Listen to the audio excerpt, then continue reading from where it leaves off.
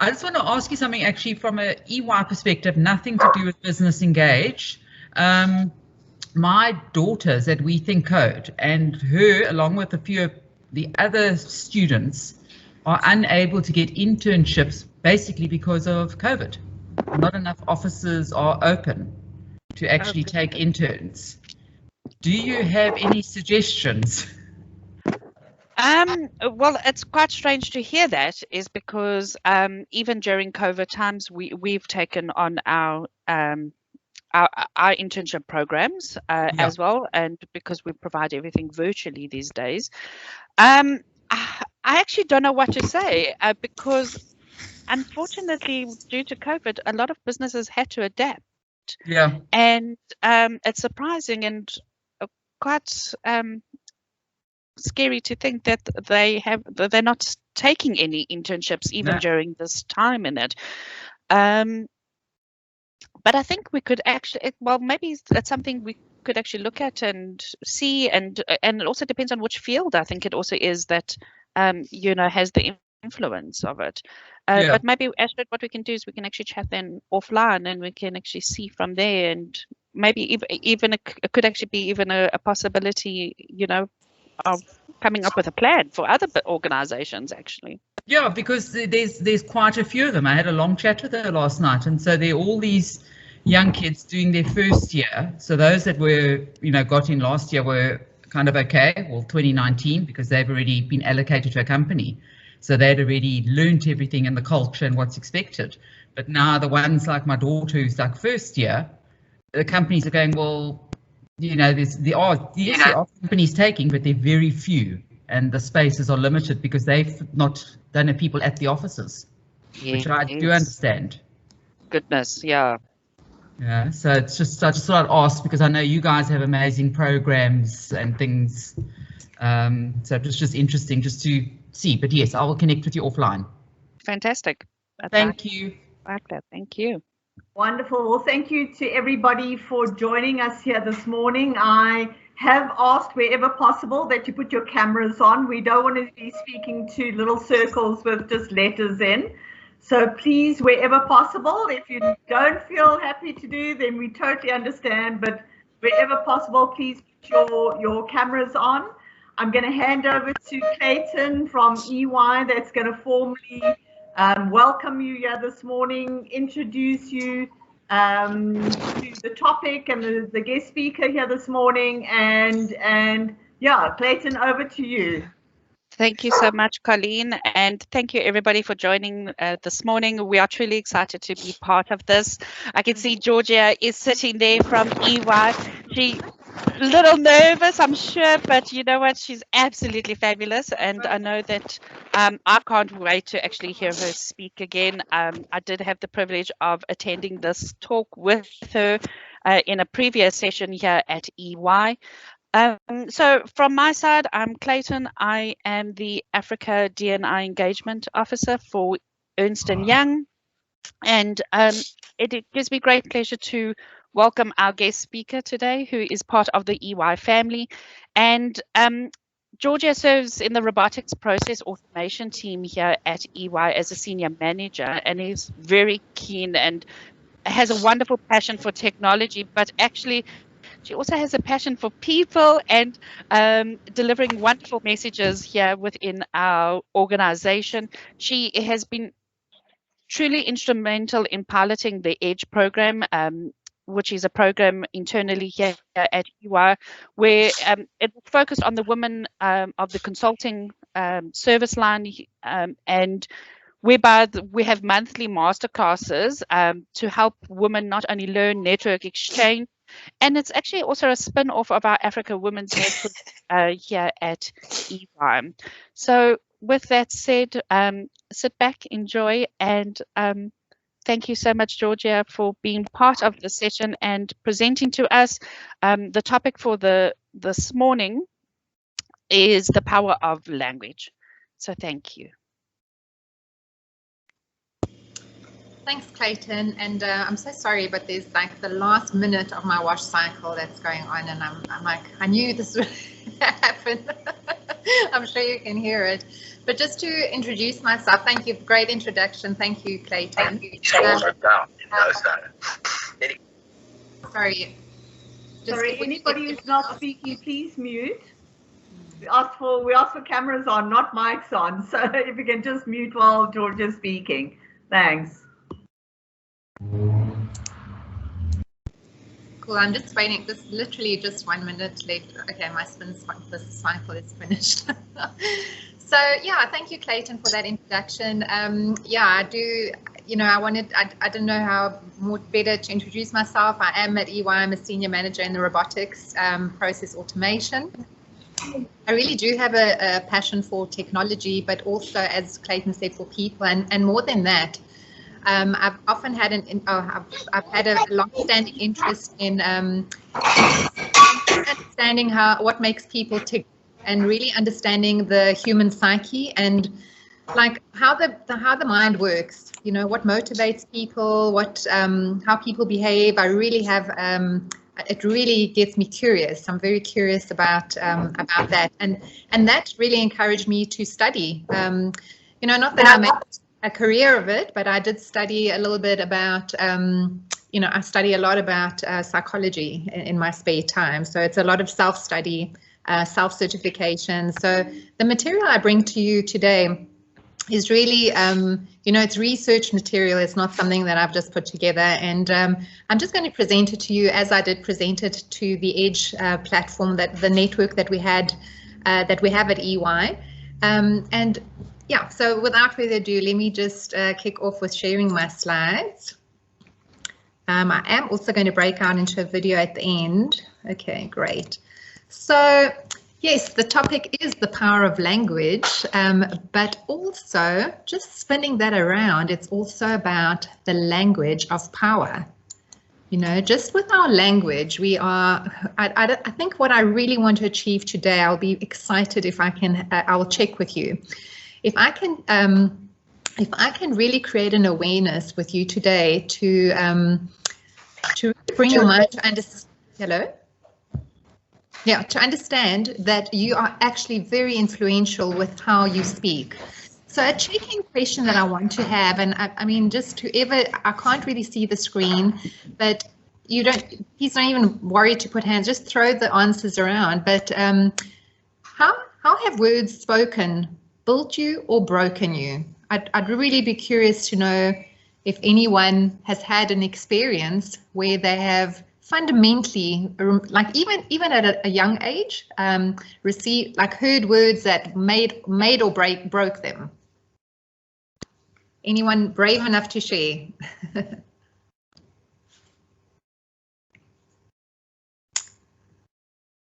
Yes, I can't see. Is anybody willing to share anything that comes to mind? And perhaps, okay, no need to share, but I want you to go back or think about, just reflect on speakers that have spoken to you, that have inspired you, even family members that, you know, growing up have, you know, just one thing they said that actually inspired you, and you're now in the career that you're in because of that, or, you know, words of encouragement or something like that. I think you can just do that self-reflection. Unless there's anybody, I can't see. Clayton, perhaps you can just help me check if anybody is brave enough. And I was just about to actually read to you. Someone has posted in the chat. We have Yolanda saying words broke me at a young age. Astrid has said that being told you can do better constly as a child. Yes. And then we have Lisa. She goes, yes, as a child, words that were spoken at me or over me became my inner critic for most of my life. Cheers, hands up. Yeah. Wow. Hi, Georgia. Nice to meet you. Let me just put my video on to say hello. I think I'm going to stop presenting so I can engage. I can't see anything. So for me, words that made me was when I was growing up. So women were still, you know, up and coming, fighting for our rights. I was still small, and my dad would always say, I must never let me being told that I'm a woman. I must always remember we are the same. And those words have always been with me. Wow. Wow, thank you. Thanks for sharing. And all for all those that have shared on the chat, I think there's somebody else's hand here. Who else? Okay, yeah.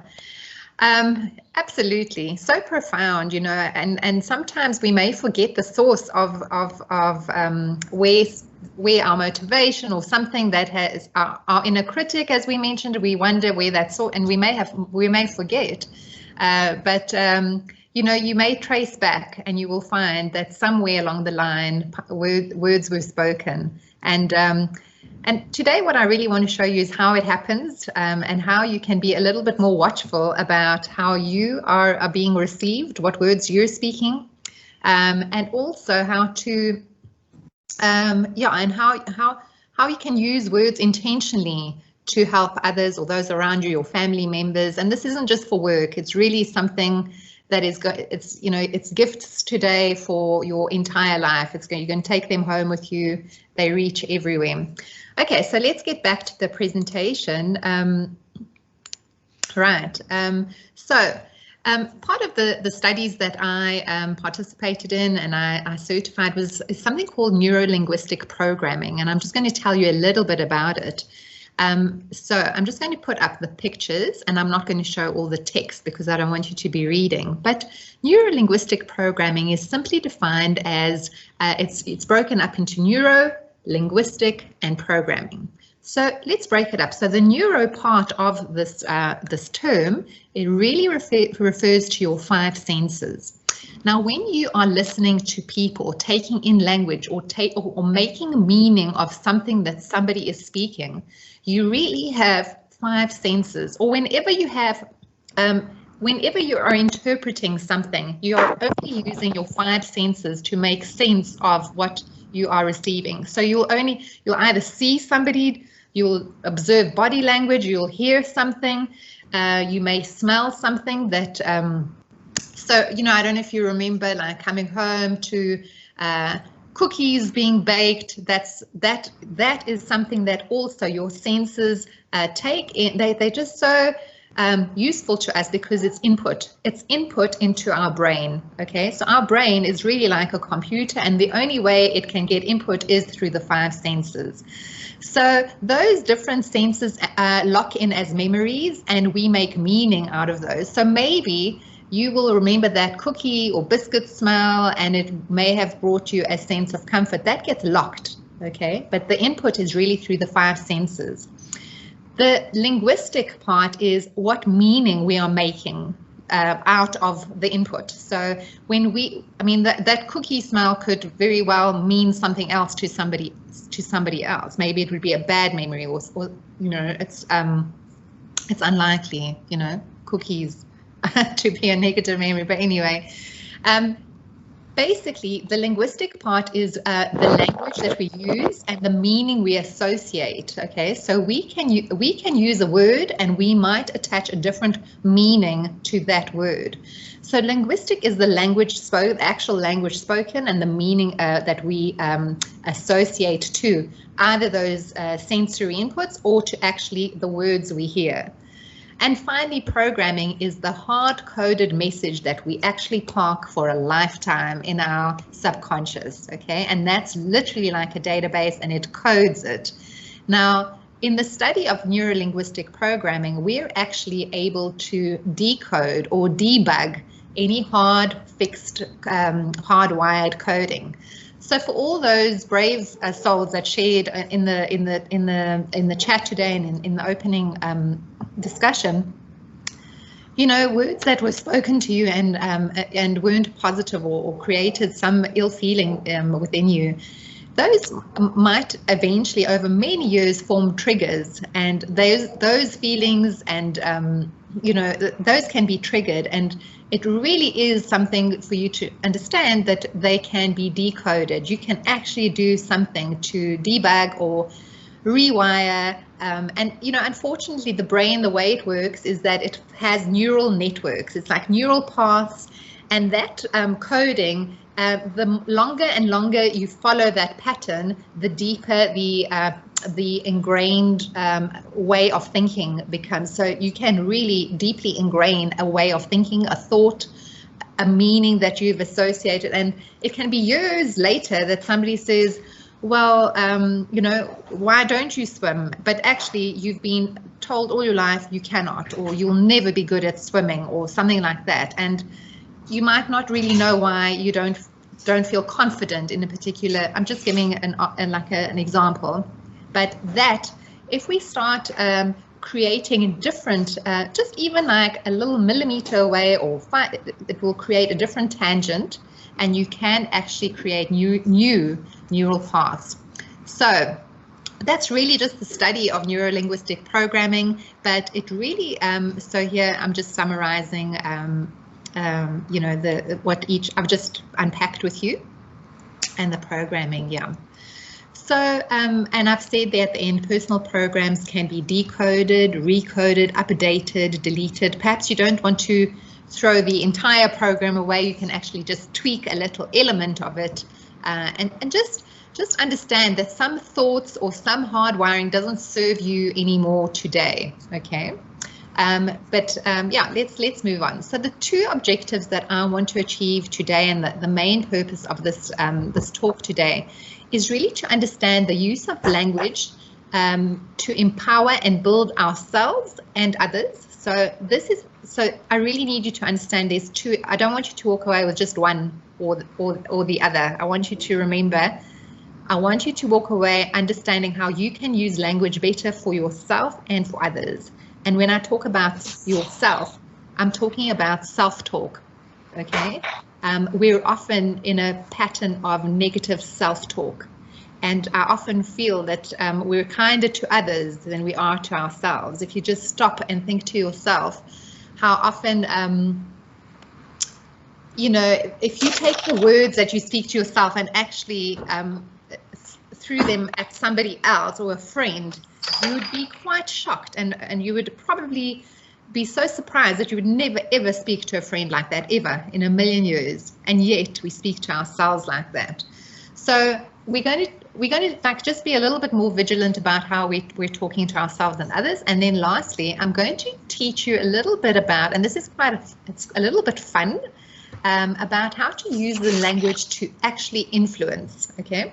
Now, this is a little bit of a dangerous territory, because I will teach you skills and you can use language to influence, but you can use the very tools to manipulate.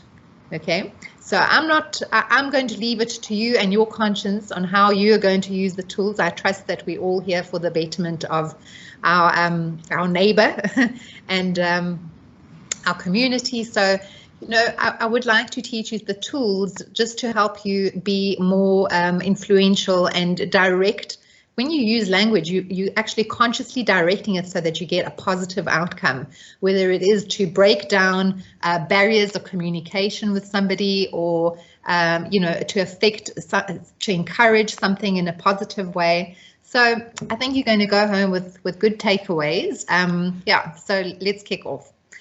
So I think that it's very important, something that goes on. I really want you to know what goes on in your mind behind the scenes when you are actually getting information. Remember, I said to you, you get your 5 senses that are helping you get external information. So here is this is the first time you actually get sensory information. And what happens in the brain is that you have a whole lot of maps. They call them maps, or you have your own set of values and beliefs that are different to somebody else. You have your own set of attitudes, decisions, your traits, memories. When you hear some language, you have different language in your head that it translates to something else, and you have a different frame of time and space. Okay, so you need to appreciate when you have an external stimulus. For instance, let's just say you're at a circus and there's a clown that is playing the fool. This, for one person, may be exceptionally fun, interesting, entertaining, takes them back to, it takes them back to a memory. The very same event might not be as positive depending on what's going on for each individual here on this level. So what happens to this? We have an internal representation.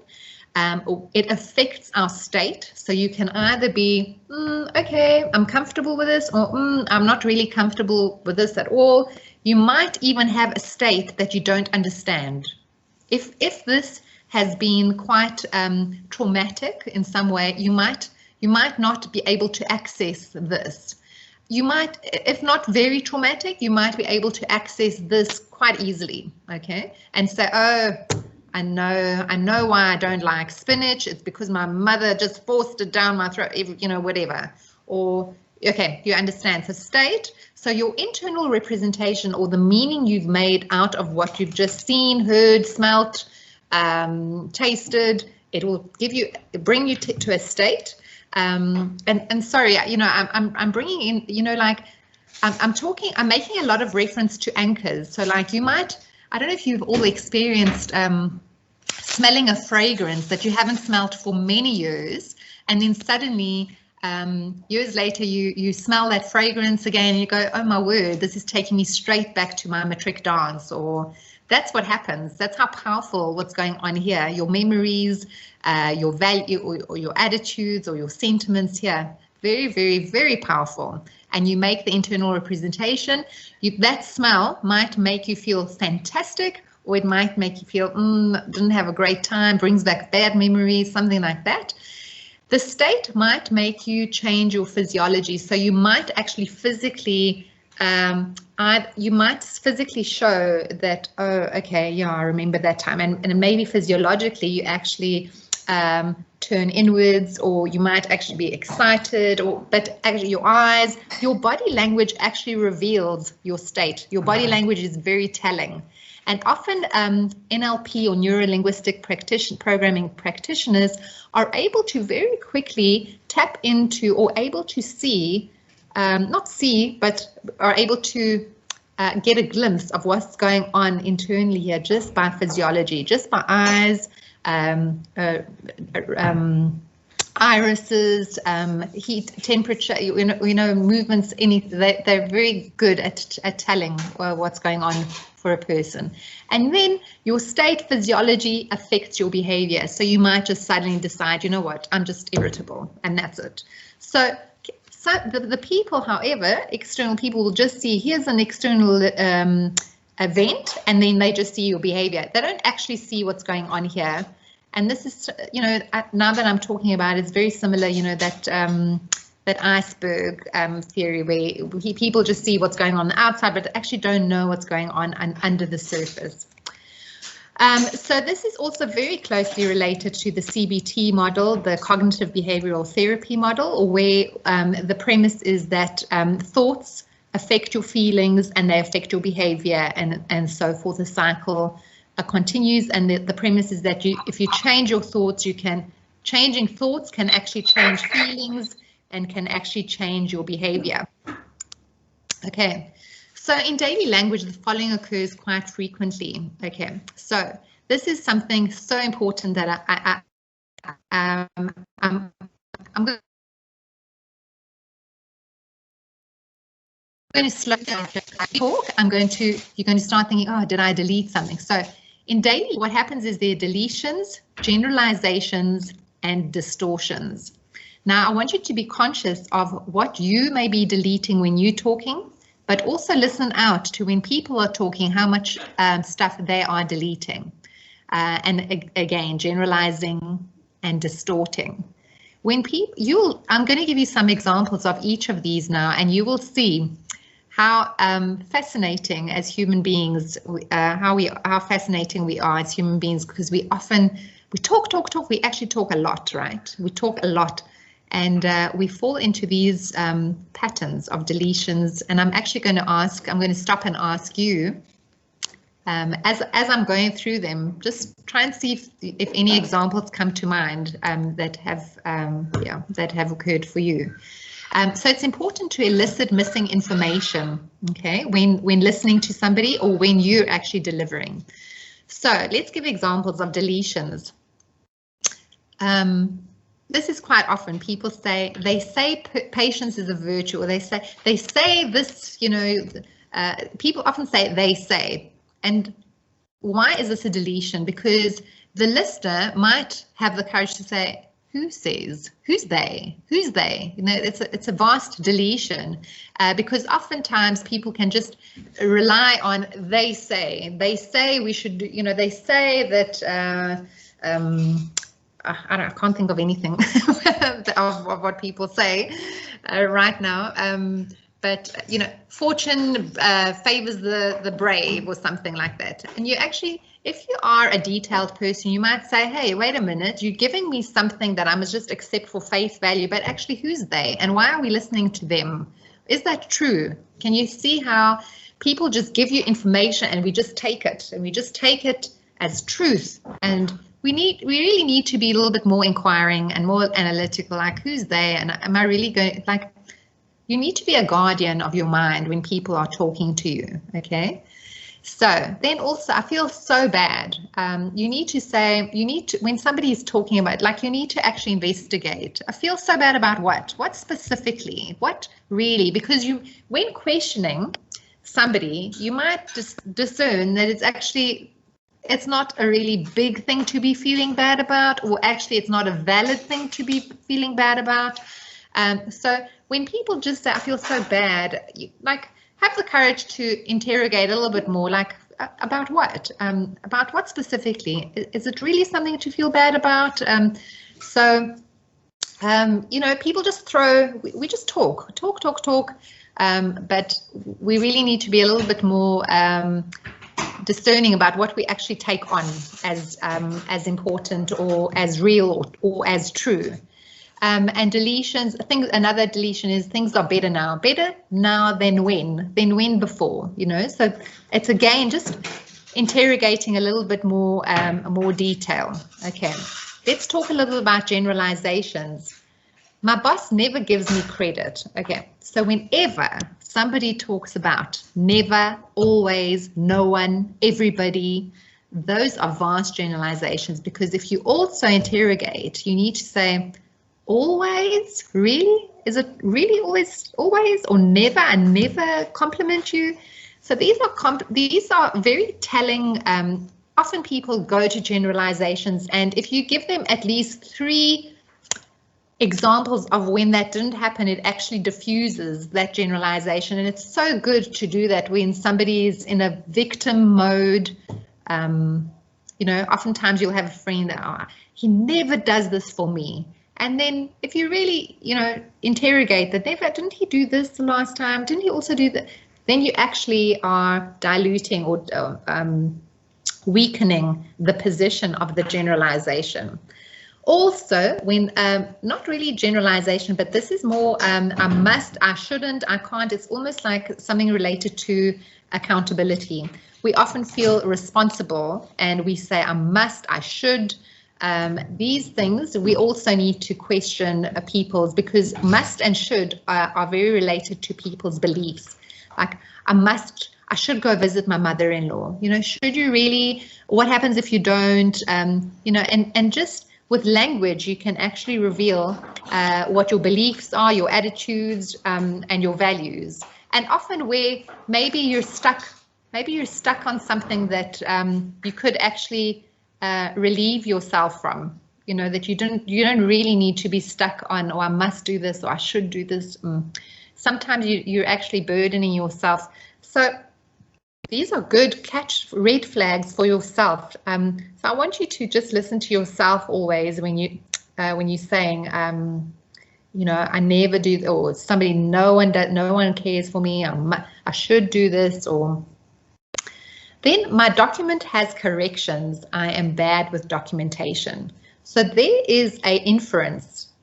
So often people generalize like that. So if and often it happens when people get feedback.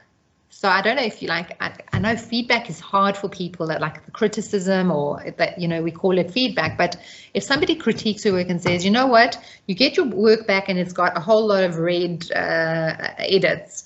Some people might conclude, they might not just take the learning from that document, but they might just conclude, oh my word, I am shocking with documentation, and thereafter there's almost a stigma attached to documentation, and then I hate documentation. It can actually snowball, whereas actually no, your document had corrections. It's very specific. It's a very like grammatical thing, or this. It's actually very contained to a specific thing, and we need to be careful not to paint everything with the same paintbrush. It's just this specific thing. So it's very important when we get feedback to be quite mature about it. You really need not to blow it out of proportion, okay, because that can actually affect you quite negatively. Yeah. Then distortions. He makes me angry, depressed, happy. So it's quite, you know, distortion. It's a distortion. Why? Because no one can actually make you angry. You make yourself angry. You allow yourself to go from 0 to 100. You allowed that journey to anger was all on your own in your head. No one made you angry. No one got into your system. No one entered into your mind and made you angry. You made yourself angry. So distortion, when people say he makes me so angry, you could question someone and say, did he make you angry? How did he do it? Didn't you allow yourself to be angry? Didn't you allow yourself? You have the control, you have the power. So we often blame people for something we're allowing. We shift ownership to somebody else. And then she's annoyed with me. Sometimes that is just an assumption. So she's annoyed with me. How do you know? Like what? Like ask for evidence. How do you know? What? Like how do we know that? Are you sure? So that's also a distortion. But what I really want to show you is all of these things can actually get you really upset. It can affect you emotionally. It can affect your confidence. It can affect your esteem. But it's really language that is the misuse of language that for yourself and perhaps that other people are misusing that can affect you.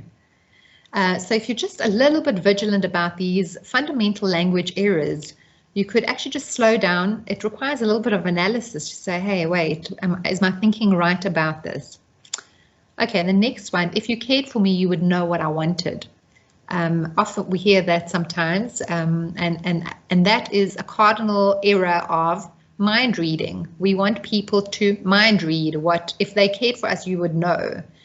No, that's not how it works. People don't know, they cannot mind read, and you know, when you hear something like this, or if you catch yourself saying something like this, you need to be aware that you are expecting the magic of mind reading from somebody. Okay.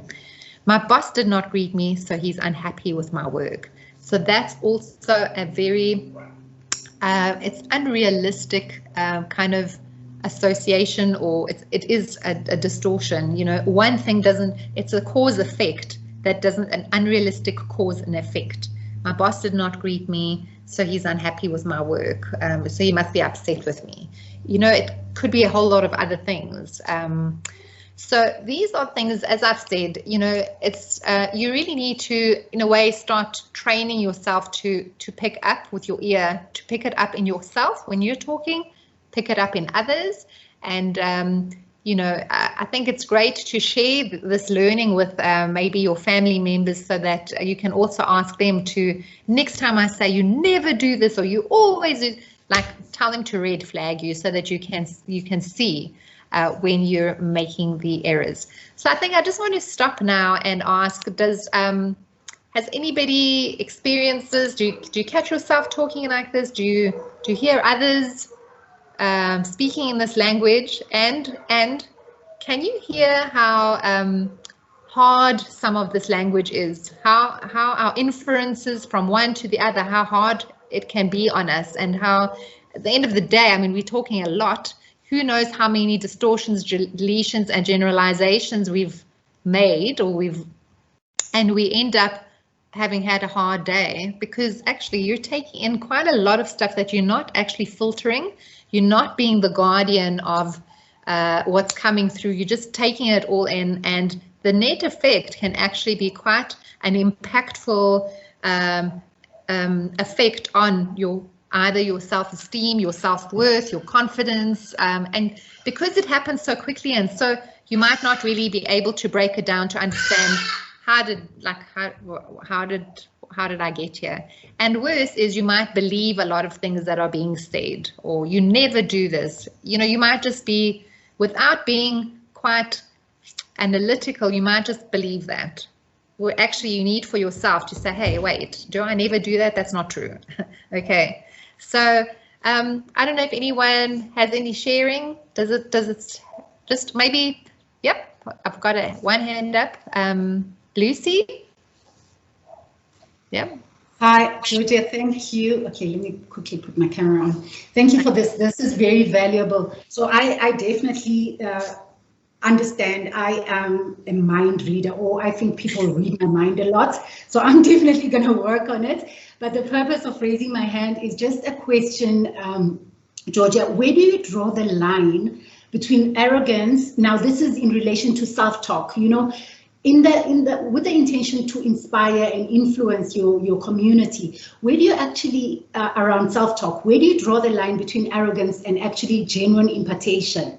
Because I find sometimes that, you know, trying to inspire, I get caught where people get confused whether, oh, is she, you know, like trying to, you know, be arrogant about her achievements, whether it's weight loss, fitness, or whatever. How do I regulate myself? Because sometimes I do feel that I pep myself that much that it does actually come across as arrogant. So I think that's a really nice question, and I think the answer really lies in how, so in integrity. So if you are hyped and it's true to you, that's fine. That's not arrogance. That's real to you, and you know you're connecting with that message. What's happening now for you is that when you're relaying that message, you might be perceived to be coming from a place of arrogance, because there is it's possible that they're not on the same page. Okay, there's a vast disconnect, but also is they're not connecting with that, so they're not connecting with your integrity. So it seems to be like there's an arrogance. No, within yourself there's no arrogance, but I can see how if there's a disconnect, and if there is no, so sometimes when there's no trust, when there's trust between the individuals you are sharing with, or if there's an understanding of you, but if there's a trust with those people on a different level, sharing that message will be received in the intent. And I don't even believe that they would perceive an arrogance. They would say, wow, she's pepped. Wish I was pepped. And there's a lot of techniques. There's a lot of techniques. I might just, let me just spend 1 minute with you on it. But there's a lot of techniques. It's so important. It's called rapport. There's a lot of techniques on rapport, on how you can create rapport with somebody so that you win that trust. Actually, it's a big part of influencing people. You can sell as much as you want to be able, but if you don't have a rapport with somebody, they're not going to connect with you. Yeah. Similarly, when you have really hard feedback to give to your colleagues, if you haven't worked on a rapport with that colleague or a client, when you are then suddenly out of the blue giving them a very difficult message to buy or to fix, it's not an easy buy-in. Yeah. The easy buy-in happens when you are when you have a rapport, when you have a relationship, and that relationship has to be built on a long time. It's not just, oh, here I am, let's get hyped, or let's buy this product, or you need to have worked on that rapport before, so that when the time comes that you're giving a hard message or you need that sale, it's so much easier because there's a rapport. And there's a lot of techniques psychologically. I sometimes don't like teaching it because people think that it's manipulative, but there's ways to bring down the barriers of, you know, when you break barriers of communication, there's a lot of psychological tricks you can do. An example is if you breathe at the same pace as somebody. Almost people feel like it sounds like strange, but or if you if you copy their body language, the subconscious mind feels they can trust you. So what's missing for you is trust, I think, with your trust. When trust is there, or when rapport, we call it rapport, but it's trust. Yeah. When somebody feels safe with you, they're not ever going to question what you're saying, or she's arrogant, or she's not coming from a true space. No, when there's trust, there is safety, and that's what you need to get. And you can do it either with language, and there's also other influential techniques that we can teach on how to build that rapport. And I think that's a topic on its own. It's a wonderful topic, and it all ties in with the how to influence. Okay, thank you. Maybe, yeah, sure. Thanks. That helps. Thanks, Julie. Yeah, sure. Okay, so let's move on. Yep, I think there's Tapiso.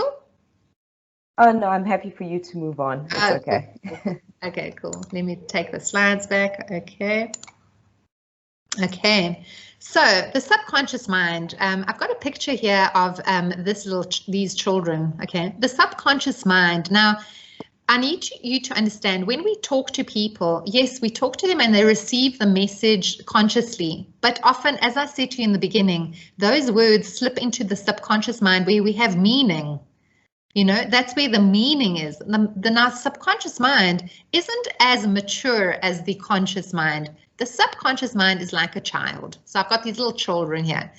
The children are very soft, they're sensitive, they believe everything. And why I'm likening to a child is because when you need to talk to the subconscious mind or change a subconscious mind, you actually have to use you have to talk to it like a child. You have to be very kind to your subconscious mind when you want to reprogram or undo hard words that were received. Okay, so the subconscious mind, so important. Number one, for some reason, it's not as smart as it's not as smart.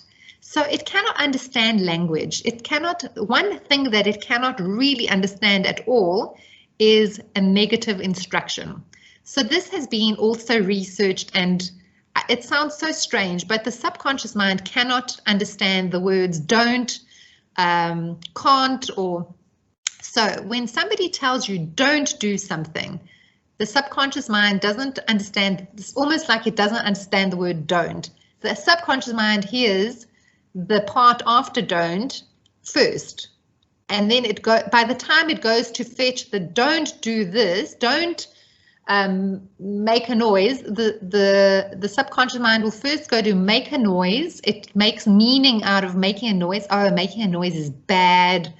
The subconscious mind goes and it just forgets the don't. But already by the time it's gone to make a noise, bad, you know, the meaning is it's bad, it's trouble, it's a nuisance. There's already a negative state. Can you see how quickly the subconscious mind can go to a very negative state, because actually it doesn't understand the word don't. It first has to go and see what you don't want me to do. So it goes to fetch that part, but by the time it's gone to fetch that part, it's forgotten. It's like a little, it's distracted. It's very distracted. It's now, oh, noise is bad, nuisance, I'm awful, I'm horrible, I'm just a bad child, you know. So I'll piece it all together nicely for you. The subconscious mind readily obeys positive instruction and is easily installed or influenced. So this is also a nice thing. It's a nice thing. So although it's silly enough that it doesn't obey negative instruction, it's helpful to us in that it takes in positive instruction and is easily influenced. It's like literally like a little child that you can distract and bring here and bring there. And knowing how to navigate the subconscious mind helps us a lot in how we can heal ourselves, therapy, or get ourselves in a more constructive way of thinking. The subconscious mind also negates everything preceding a but. So this is important about language. When you're talking to someone and say, oh, honey, you're so kind, or you're so good at what you do, but. Okay, the moment the subconscious mind hears but, it actually has cancelled everything before, all the good things you said. The subconscious mind is only going to listen to anything after the but. And what is following after the but? It's usually a negative thing, right? Oh, I really loved your speech, but you can be sure, if somebody tells me I really loved your speech, but I can tell you now, I'm not even paying attention that they love the speech. I think that that's rubbish. What's following after the but is the truth. And I'm now just going to focus in on that after the but. So that's how the subconscious mind. And again, what follows after the but is negative. That leaves me feeling weakened, disempowered, low self-esteem. You know, that's what happens. The subconscious mind will make meaning out of all of that. The subconscious mind is childlike and needs to be treated with TLC. So oftentimes, even in hypnosis, we need, so just so you know, I mean, I've studied hypnosis and I just know when you are talking to somebody in a hypnotic state, it's very important to be installing positive words, installing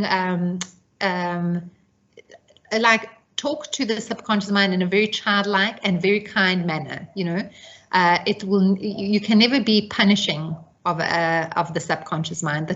The subconscious mind is very cooperative when you are kind, when you are thankful, grateful, and inviting. You can invite the subconscious mind to choose another train of thought and it will listen. So it's quite interesting, you know, if you just on your own just research a bit more on the subconscious mind. And what's nice, and definitely, you know, in a hypnotic practice, and it doesn't even have to be in hypnotic, it enjoys storytelling and fantasy. So if I would really like to motivate you to do something, and I actually don't want to talk to the conscious mind, I can get the conscious mind out of the way, and if I can then talk to the subconscious mind, I will speak in metaphors and I will create a story of fantasy, or because the subconscious mind just goes there, it's like a little child that just loves storytelling. And if you can implant or install some positive statements in that storytelling, wow, you actually can be extremely impactful in changing somebody's way of thinking or behavior ultimately. Now, the one thing, yeah, I said it enjoys metaphors. Now, I've got a little picture here of this little boy catching a ball. And there was a story that I want to share with you with you know, I can't remember who it was, but I think it was one of the fathers of hypnotherapy, and somebody who very truly studied in the subconscious mind. They did this experiment. A boy came to parents brought the child with a problem that this child either has motor skill a problem, or you know, there's a problem. This child cannot catch a ball. The child was, say, 8 years old or 10 years old, or at an age that it should be catching a ball, but wasn't able. No matter where we threw the ball, the child wasn't catching it. Now, could be a number of reasons why this child wasn't getting it. Perhaps through the training, there was frustration from the parent, sighing, rolling of eyes. Perhaps the subconscious mind of this little child interpreted this as, I'm not good enough, I'll never be able to do this. And perhaps the conscious mind was too much in the way to disturb, and it was just too much in the way, and not permitting this child to, it was almost a fulfilling prophecy that I won't catch this ball, and he didn't catch this ball. Okay, so what the therapist did, he said to the child, give me your ball. And he says, I really like, can I draw a little dot on this ball? And the child was like, okay. So they drew a little dot on this ball, a little red dot on this ball, big enough, like a big little dot. And he said to this little boy, okay, I'm going to throw this ball to you, but I want you to tell me if this dot is going this way or this way when I throw it to you. Okay. The child understood the instructions, so all his job was to do is look at the dot and tell us if it's going this clock like this way or that way, or how it was swirling. The child got it. They threw the ball. First time the ball is caught. It was just an amazing moment, because we couldn't understand. The family obviously and the child couldn't understand how This child for many years couldn't catch a ball, and now with one little dot, okay. So what happened there? I just want to show you how beautifully the subconscious and the conscious mind work. The conscious mind was given a job to get out of the way. The therapist was basically saying, conscious mind, get out of the way.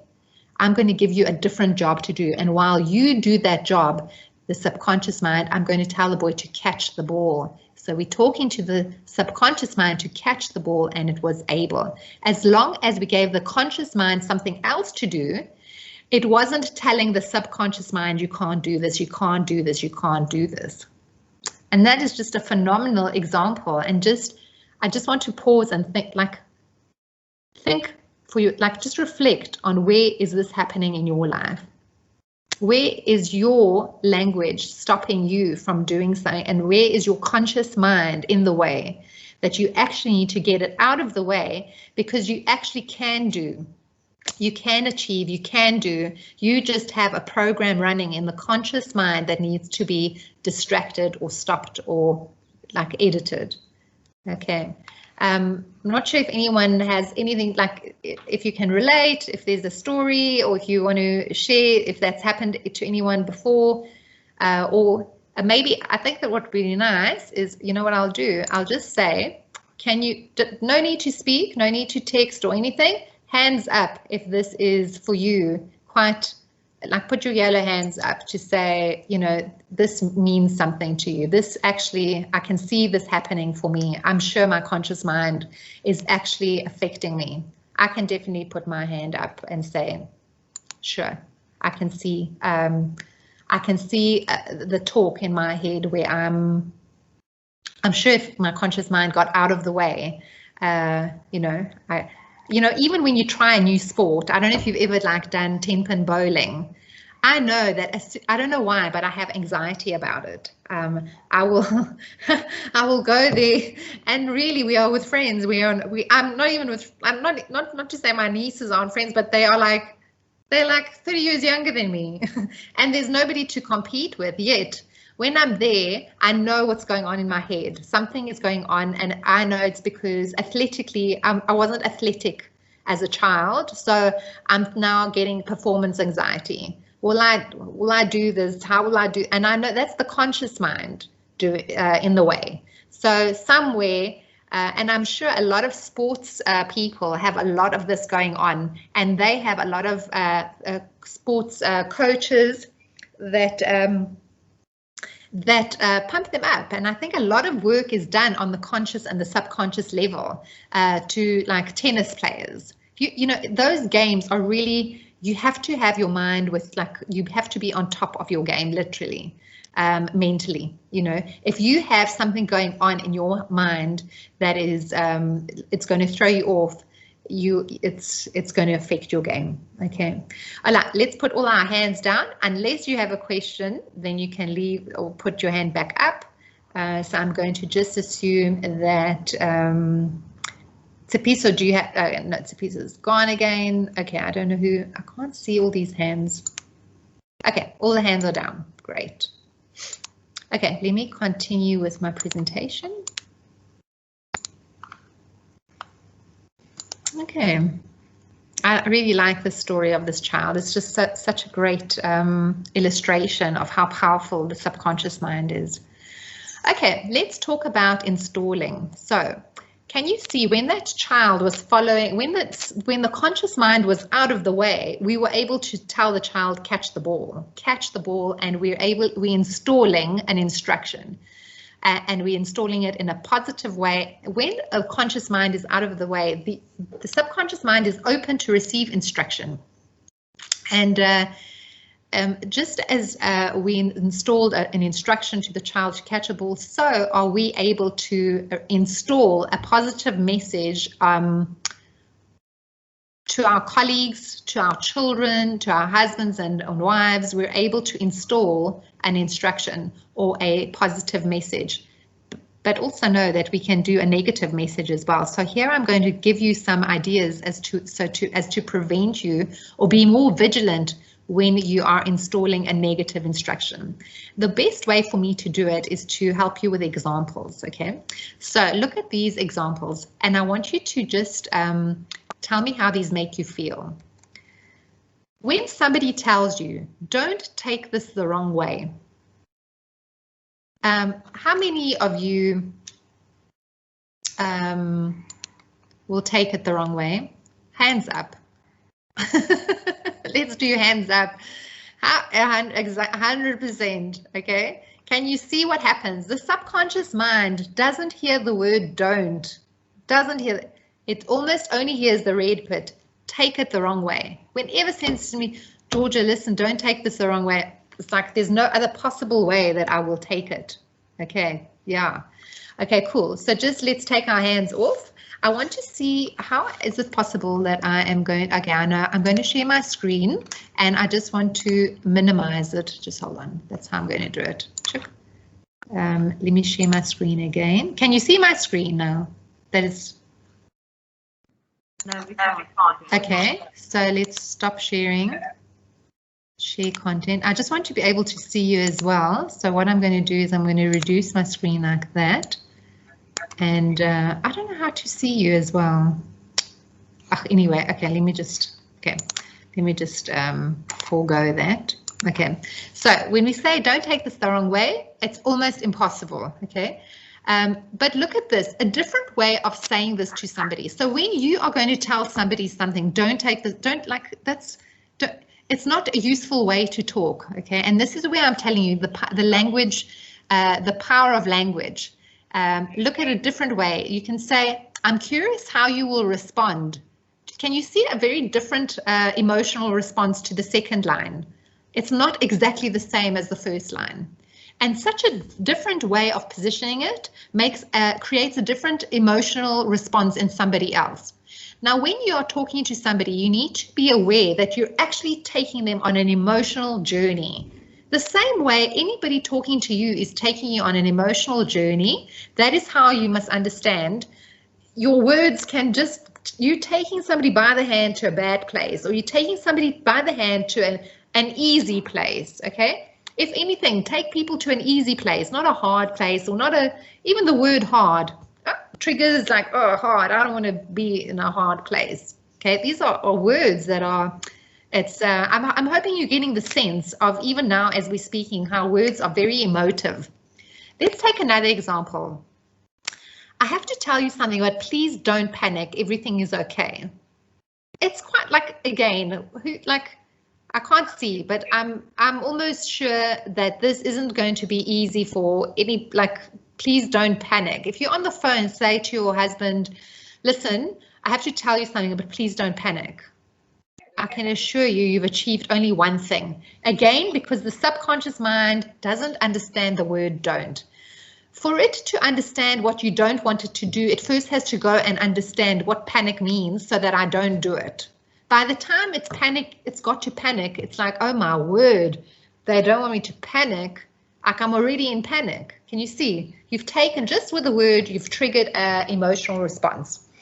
But look at the difference. You can rather position, today this happened, and you can rest assured everything is okay. So just get out with it. Listen, today I had an accident, but I'm okay. It's much better than I have to tell you something, but please don't panic. Like you escalating something. Today, okay, so look at this. Today we are meeting to agree on a way forward. Imagine you gather together in a meeting and you say, listen, we're here today to agree on a way forward, as opposed to today, good morning, everybody. Today we are here to resolve the conflict we had yesterday. Can you see the difference? I'm not sure if we all on mute. Just mute yourselves if you're taking a call or whatever. Okay, then I'm struggling with. Okay, so when you are yourself using the word struggling to yourself, or even when you're telling somebody else, you are taking yourself to a place of struggle. For you to use that word, you had to go and fetch it from somewhere in your mind's database, and that your database has a difficulty with struggling. Okay, so you're taking yourself on an emotional journey, and it's so much better to just say, you know, I'm not finding this so easy. It's so much softer. You can hear it. I can hear it even when I say it. When I say I'm struggling with this, I'm like, oh my gosh, I'm feeling like labored and But when I say, yo, I'm not really finding this so easy, I can feel it's so much softer and lighter. I want you to play around with this even when you say them out loud to yourself. Everything is okay, but whatever's going to follow. Okay, you can see everything's okay, but like, so if somebody is doing a catering job and you're asking them for an update, everything is okay, but I just don't feel safe about anything that's going to happen. So a better way to say it, or like even this, don't take this the wrong way, but it's almost the same thing as, you know, it's not very helpful. Don't take this the wrong way, but I'm like, gosh, there's no other way I'm going to take it. Do you think you will be able to complete your deliverable today or tomorrow? Look at this sneaky little number that I'm teaching you here. When you ask your colleague, do you think you'll be able to complete your deliverable today or tomorrow? What I'm doing is I'm installing a double bind. I'm asking them to complete the deliverable. I'm installing to complete the deliverable. Okay, so everything in red here is the installation, it's the instruction. But I'm putting in today or tomorrow. So the only answer that I can get from my colleague is today or tomorrow. It doesn't matter whether they say today or tomorrow. I can be sure they're going to be completing the deliverable. It's a very sneaky way of getting a commitment from somebody. Is it going to be today or tomorrow? Like you can ask your children, honey, are you going to eat your vegetables now or later? And they have to commit now, or they will say later. So it doesn't, to you, it doesn't matter as long as those vegetables are eaten. It's a very manipulative tactic, but it actually installs and it instructs in a very nice way. Is it now or later? Are you going to pay me today or tomorrow morning? So somebody has to commit to something. Okay, they have no choice to say, no, I'm not going to do it. Okay. Are you upset about your 360-degree feedback? Imagine somebody asks you this. Are you upset about, it's already taking you to a place of upset about my then even if you weren't upset about your 360, even if you weren't upset at all, now you're going to think about, oh, was I upset? Should I have been upset? Oh, maybe I actually am upset about my 360-degree feedback. Can you see how from nowhere, from somewhere that you weren't even upset about, you will actually go to a place of upset. You'll think, oh my word, yeah, maybe I am upset about my 360-degree feedback. Okay, I want to share with you another example. I mean, I play a lot with these kind of things just because I have time and I can rehearse or I can plan my questions. I remember once I had double booked something, and with we needed this client's business, and I don't know what happened, but I double booked them, and the other meeting was actually far important.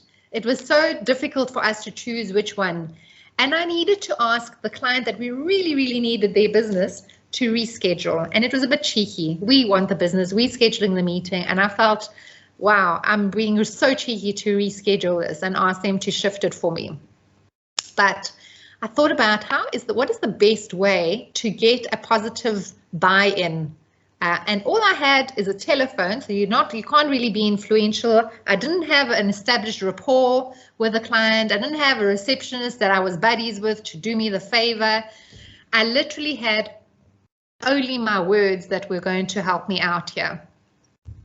So I thought about a very, I will agree, it is manipulative, but it's cleverly crafting your message so that you can get and you can influence somebody in the positive. So I asked the receptionist, hi, let's just say it was Candace at the time. Hi, Candace. I just wanted to ask you, are you open or are you flexible? Are you flexible to move this meeting? And it was a very sneaky way, because I knew that people don't want to be called inflexible. If she said, no, I'm not flexible. Can you see, I'm almost in my cheeky way of asking her, are you flexible to, to change this meeting? She just said yes, because I know subconsciously people don't want to say, no, I'm not flexible. That like looks bad on her if she's not flexible. The immediate response was, yes, we are flexible. We're flexible people. And it was quite easy so if you just think about your language, your messaging, and position it, it wasn't even that, it wasn't so I'm going to use the word difficult. It was quite easy for us to shift that meeting. Another thing that I noticed just generally in my life, and you can play around with it if you like, I'm just giving you nice little takeaways and little fun things to do. But for some reason, I find when I ask people, so sometimes you want something and you're not going to get it, but I find when I ask people, can I be cheeky and ask you for this? I almost always get a yes. And I don't really know what that's about. I think that I think it's almost like I'm tapping into some people's need to play around or help somebody I'm tapping into a fun, childlike, can I be cheeky? Can I be cheeky and ask you for another freebie? Like if there's freebies to be handed out, I'll go and ask, can I be cheeky? And I might even whisper it in a playful way. And people like almost want to collaborate with me on this particular thing that I'm asking. Yes, have one. Or so, it's something that you should just try. I mean, I often just, if there's nothing to lose and nothing serious, no serious stakes on the table, I will maybe try it out. But I just want you to see there's a lot of fun in some words, and it's possible that when I use the word cheeky, I'm triggering some place in somebody's mind that is a fun, naughty, and people just there's so much seriousness in life. Maybe somebody actually wants to help me to be cheeky and yeah, take it. Yeah, sure, of course. And suddenly out of the blue, you have somebody championing okay. So again, I said to you, these are things we can play with, but at the end of the day, I really need to urge you to do it responsibly, always for the good of those around you. Of course, all of these, I said it in the beginning, you can use the hammer to, hang a beautiful picture on a wall, but you can also use a hammer to smash something. The same tools can be used for good and bad. So it's your conscience, and obviously I'm giving you this example, but I'm using it responsibly and in a fun way, and it's never something serious. But I just want to illustrate to you the power of how, even when you talk to your children, sometimes I look at people and how they talk to their children. I don't think that everyone is aware of how impactful or damaging the words that you speak can be. Children are sensitive. They're just as sensitive because the subconscious is just as childlike as a child.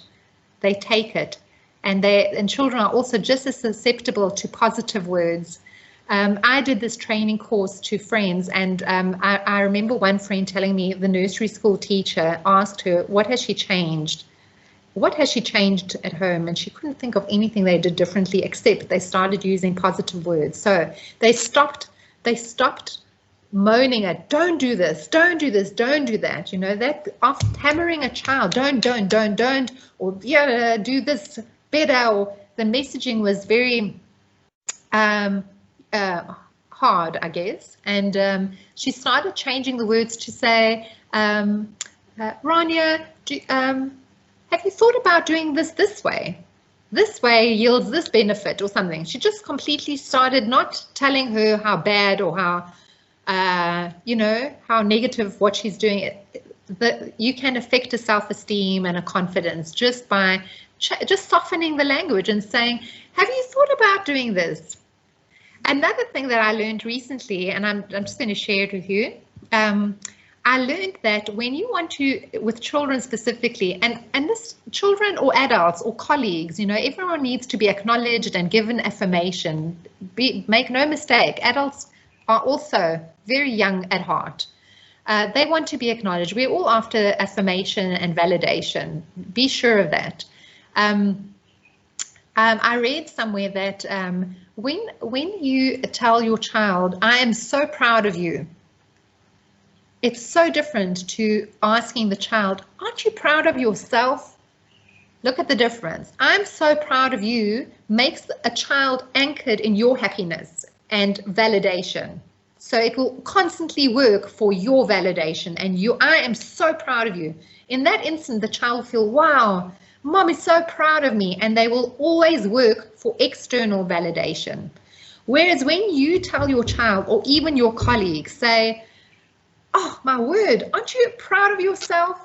but say it in the same way, they'll say yes. Now that is dependency on my own. I did it. I'm going to be motivated by my own self validation. I don't need to rely on pleasing others to be valid, to feel good. Right now, I can feel good because actually, yeah, I did it. I did it well. I did good.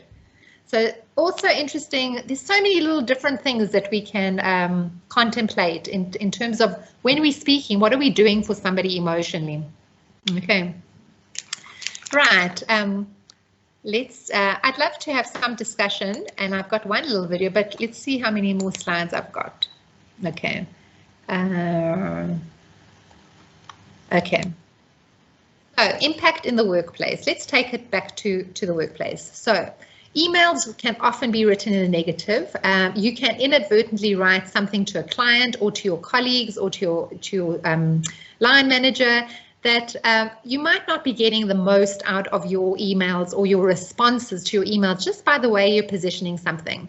I can tell you now, whenever I write an email, if it's not like something very straight, like if it's not a straightforward email, I actually take a lot of time to put it in the positive, to position it in a nice way. I won't use the "can I be cheeky" in the workplace, but unless if I'm asking for stationery or something. But anyway, so just take time to look at your email. So if I'm sending an invite, I will say, can we please meet to agree on a way forward? I won't say, can we meet to discuss the conflict or the problems we're having? I never ever talk about problems in my emails. I will rephrase it. I will change it because I know that when I'm talking, I'm taking the mind to I'm installing something and I'm affecting somebody's either perceptions or taking them. By the time we meet, they might not be as open as I want them to be.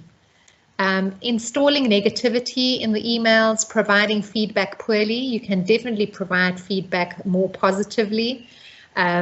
Inciting the wrong emotion, it's so tricky. I mean, especially when you want things to be smooth and people to cooperate and collaborate with you, you really want to be activating the right, positive emotions. I don't want to say right emotion, but positive emotions. Sales pitches that could be more effective with more calculated language. Okay, so there's so many emotions that you can incite in somebody to get them primed or ready for a sale or ready to say yes. You need to keep them happy, peace, relaxed. I don't know, there's so many things you can do to get the emotions primed for a specific outcome. And are we looking, so the question that I want to pose to you is, are we looking after our people when we talk to our colleagues and, even our helpers at home? Are we encouraging them with our words, or are we putting people down? And again, I'm also going to bring it back to your own self-talk. Are you harsh with yourself? Are you harsher with yourself than others? Here to close off, what we plant in our subconscious mind and nourish with repetition and emotion will one day become a reality. So, that's very specifically like, when I said to you, when you're just constantly hammering your children or your colleagues on the same thing without really taking a moment to acknowledge something great, it becomes a reality, and you can actually children lately I've seen have a lot of anxiety. Children are very different to what we were. I'm sure we were very different to what our parents were and so forth, but I'm finding there's a lot of anxiety in very small children, like age 7, 8, and 9. And there was just another thing that slipped my mind. I want to just tell you. With repetition and emotion will one day become a reality. Yeah. We just, we need to acknowledge people. I think, yes, this is what I wanted to say. I wanted to tell you there's a statistic that I read that for every negative thing you tell somebody, you actually, to balance out the impact or damage of something negative, you need to respond or have 8. I think the ratio is 1 to 8 positive things. The 8 so the one bad thing can set somebody back, or a child, and I'm always going to take it back home. Take it back to home. How are you talking to your partners? your parents, your children, you know, take it home, take it to work. But for every one bad thing, the ratio is you need to actually counter it by 8 really encouraging words of affirmation, or just 8 encouraging kind acts to balance out the damage of the one. It's quite a big ratio, you know, I mean, that's a lot of hard work. But I think it's necessary to, even if it's at least 4, you know, it's better than what we're probably doing now. We're probably giving nothing. You know, one bad thing and then we don't even care to realize the damage of that one thing. So I'm just going to ask you guys, be mindful of that. There is a ratio, and maybe for you it's not 1 to 8, but at least make it 1 to 1 or 1 to 2 or something like that. Okay, right. Now we're going to get to some fun stuff, which I'm hoping it will be fun. And sorry, the reason why I'm including this is not to tell you, wow, we all brainwashed, but I want you to see how you yourself have been impacted by language and by messaging that is taken in by your subconscious mind. So why I'm including this is to tell you how powerful language is, and visuals and messaging, because you will see how we have been victims. I'm saying victims, but you've all been on the receiving end of messaging that has influenced you. So I'm just giving you evidence. This is a slide of evidence of all the influencing that is happening in the world. So let's look at this. McDonald's sells us a Happy Meal. Isn't this clever of them? They are selling us not meals, Happy Meals. Okay, so logically speaking, can a meal have any emotion? Can it be happy? No. But they're selling us a Happy Meal because by buying, I want a Happy Meal. When you go there to the counter and ask for, I want a Happy Meal, you're actually, you're installing within yourself that meal is going to be a great one, okay? You've asked for it. It's going to be a happy one. So I really love it. And also notice how subconsciously the words happy are written in a smile. Can you see the shape of the Happy Meal? It's just positive. Now these things happen in split seconds in your subconscious mind. It's taken in the fact that it's a smile. Consciously, you might not be as astute. So in many ways, your subconscious mind, I did say your subconscious mind is not as smart, but it is pretty smart on matters like this in that it takes things in very quickly. It's a sponge. Definitely the subconscious mind is a sponge. Coca-Cola is also asking us to open happiness. Isn't that also interesting? I mean, I can show you this. We would all be drunk on Coca-Cola because we all want happiness. So, you know, they also are reaching us in their advertising on a very emotional level. They want us to be happy. And also the adverts are just really, the imagery in the adverts, I don't know if you can recall any advert, and I can tell you even in the 60s all the way up to now, the adverts are really happy. They want, like, I feel like, oh wow, such a great, you know, people are happy, you know, anyway. L'Oreal Paris tells us because we're worth it. And, you know, especially with women, I think this really targets, of course, they've studied the female target market because women are generally feeling not worth it or low in self-worth. So they like telling you, you know what, you are worth it. They're telling us we're amazing. And we like, okay, you're right. So again, they're reaching us on a very heart level. Absolute subliminal. Okay, I included this. It's not, but the subliminal. So a lot of alcohol uses subliminal advertising, and there's like messaging hidden in the cubes. Anyway, that's not, you know, that's more subconscious than actually language. Anybody selling clocks or watches or time will always, this is the most fascinating thing I studied long ago, many years back in my marketing studies, but every clock, whenever you look at any advert, it's always, the face of the clock always is at 10 past 10 because it's a smile. You will never, ever see a clock at 7:15 in an advert. And I know that you will all Google this or always now tell the story to others, because I found this to be absolutely fascinating, and I just can't believe it's been at least 20 years and this is still the fact. Yeah. Okay, cigarettes are highly addictive. Okay, great. They're telling us that cigarettes are highly addictive, and they're telling me on the box. So my subconscious mind is going to, so even on the box, I'm seeing that cigarettes are highly addictive. So there's no hope in hell I'm going to give this up, because I'm being told that cigarettes are highly addictive. So it's like a warning, but actually cigarettes, it's a warning, they're warning us. But here's a fact, cigarettes are highly addictive. So I may not feel, subconsciously I might feel already disempowered to actually kick this habit.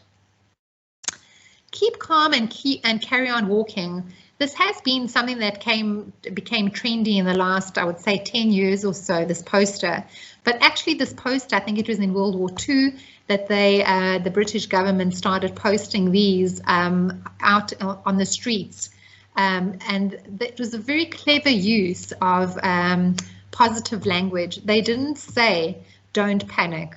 They ask their people to just keep calm and carry on walking. It sounds like a ridiculous thing for somebody to tell you to keep calm and carry on walking, but in the midst of a war or chaos, or at a time where, like, just a crisis, I actually think it's quite a soft message and quite an encouraging message. Like, if I read this at a time of crisis, it would be a little bit weird, but it would be better than don't panic. We're working on things. Imagine this poster had the crown and don't panic, we're working on things. That definitely would not instill peace. Whereas keep calm and carry on walking, like move forward, is such a, I love this message actually. I actually love this message, really. And then thank you for not smoking. I think this is so clever. Also, I noticed that in the gyms, in the showers, they say, thank you for not wasting water.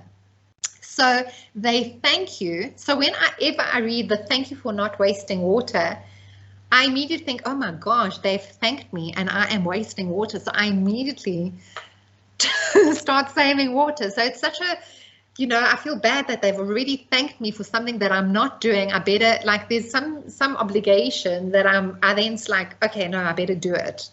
So I really think it's very clever. The thank you for not smoking. It's better than saying don't smoke. They thanking you. Like, can you see how cleverly and at a different angle you can position your message? Okay, I'm going to stop now, and I just want to have a quick little check-in. We're very, very good on time, so we actually have a lot of time to talk if we want to talk.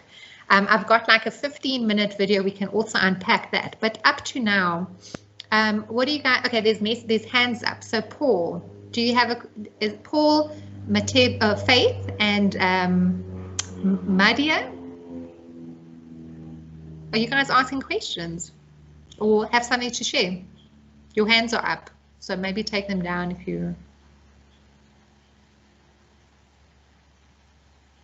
Astrid? Hi. Okay. Sorry about the echo. No worries.